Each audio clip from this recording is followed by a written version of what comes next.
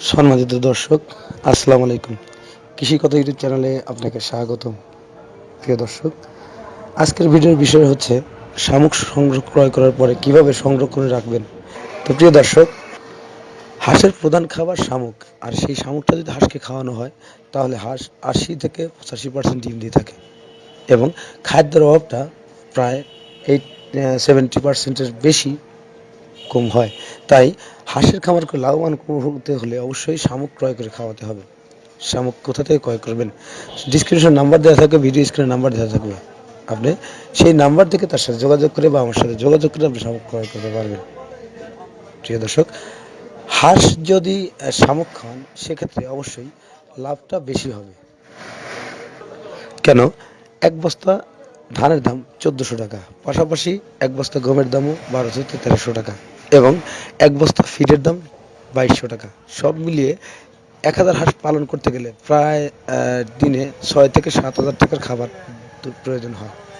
এদিক থেকে এদিক থেকে দেখলে যে আবদ্ধ অবস্থায় হাঁস পালন করতে গেলে এই খাবারগুলো ক্রয় করে খাওয়ালে খামারের স্বাবলম্বী হতে পারে না।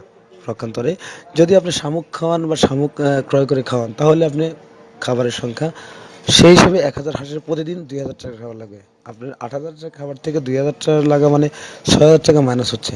এক্ষেত্রে আপনি চিন্তা করে দেখুন আপনি হাঁস পালন করে লাভবান হতে পারবেন কিনা। একটা দিক খেয়াল করলে আমরা অবশ্যই দেখতে পারি, বিলে যে হাঁসগুলো থাকে সেই হাঁসগুলোর তুলনায় খামারে যে আবদ্ধ অবস্থায় হাঁসগুলো থাকে অনেকটা পার্থক্য থাকে। কেন? কারণ বিলে হাঁসরা খোলামেলা খাবার খায়, প্রাকৃতিক খাবার খায়। এজন্য হাঁসের গ্রোথটা বেশি থাকে এবং আকার অনেক বড় থাকে এবং ডিমটা পরিমাণ বেশি দেয়। আবদ্ধ অবস্থায় এই খাবারটা পায় না বিধায় খাবারের পরিমাণ সঠিক দিলেও সঠিক পরিমাণ ডিম পাওয়া যায় না। সেক্ষেত্রে খামারেরা লাভের সম্মুখীন হতে পারে না। তাই আবদ্ধ অবস্থায় খামার করতে গেলে আপনাকে প্রাকৃতিক খাবার সংগ্রহ করে খাওয়াতে হবে। এই প্রাকৃতিক খাবার সংগ্রহ করবেন কোথা থেকে? আমার নাম্বারটা ডিসক্রিপশনে দেওয়া থাকবে।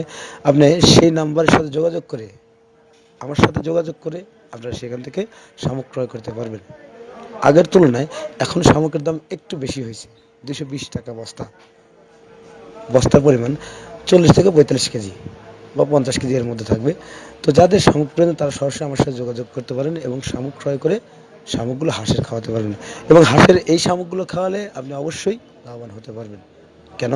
কারণ বিগত দিন থেকে বা বিগত লোকদের কাছ থেকে আমি জিজ্ঞেস করি যারা আবদ্ধ অবস্থায় পালন করছে এবং খোলা অবস্থায় পালন করছে তাদের কাছে জিজ্ঞেস করছি যে তারা অবশ্যই বলছে যে শামুক প্রাকৃতিকভাবে খাওয়ালে হাঁসের রোগবালাই কম হয় এবং পাশাপাশি হাঁস ডিমও প্রচুর পরিমাণ দিয়ে থাকে। তাই আপনার খামার করতে হলে অবশ্যই আপনাকে স্বাবলম্বী হতে হলে শামুক ক্রয় করে খাওয়াতে হবে। শামুক কীভাবে দিবেন? শামুক দেওয়ার নিয়মটা হচ্ছে আপনি এই শামুকগুলো যখন আপনি হাঁসের খাওয়াবেন সারাদিন খাওয়ানোর পরে রাত্রেবেলা কিছু অন্য খাবার দেবেন যে খাবারগুলো আপনি বিগত দিনগুলো দিয়ে আসছেন। এদিকে অবশ্যই নজর দেবেন।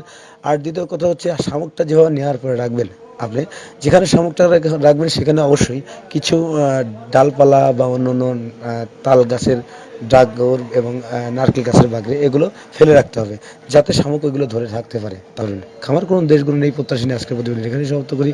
ভালো থাকেন, সুস্থ থাকেন, আল্লাহ হাফেজ।